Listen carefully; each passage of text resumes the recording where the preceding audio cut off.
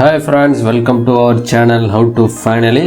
நாம் இன்னைக்கு இந்த வீடியோவில் ரொம்பவே ஒரு இம்பார்ட்டண்ட்டான டாபிக் பற்றி தான் பார்க்க போகிறோம். நம்மளில் பல பேர் நம்மளுடைய பேன் கார்டோட ஆதார் கார்டை லிங்க் பண்ணியிருப்போம். அப்படி இப்போது சில பேருக்கு டவுட் இருக்கும், நம்மளுடைய பேன் கார்டும் ஆதார் கார்டும் லிங்க் ஆகிருக்கா இல்லையா எப்படின்னு செக் பண்ணுறது அப்படின்ட்டு. அது எப்படி நீங்கள் ஆன்லைனில் செக் பண்ணுறது அப்படிங்கிறத நான் இப்போ சொல்ல போகிறேன். இதுக்கு நான் கீழே கொடுத்துருக்க வெப்சைட் லிங்கை நீங்கள் கிளிக் பண்ணி உள்ளே போங்க. அந்த வெப்சைட் லிங்கை கிளிக் பண்ணி உள்ளே போனீங்கன்னா அதனுடைய ஹோம் பேஜ் உங்களுக்கு இப்படி தான் ஷோ ஆகும்.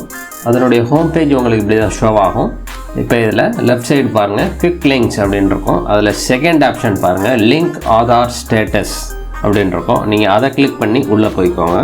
இப்போ நீங்கள் அதை கிளிக் பண்ணி உள்ளே போனீங்க அப்படின்னா நெக்ஸ்ட் பேஜ் உங்களுக்கு இப்படி தான் ஷோ ஆகும். லிங்க் ஆதார் ஸ்டேட்டஸ் அப்படின்னு போட்டிருக்கோம். இதில் உங்களுடைய பேன் கார்டு நம்பரை மேலே உள்ள காலத்தில் நீங்கள் என்டர் பண்ணுங்கள்.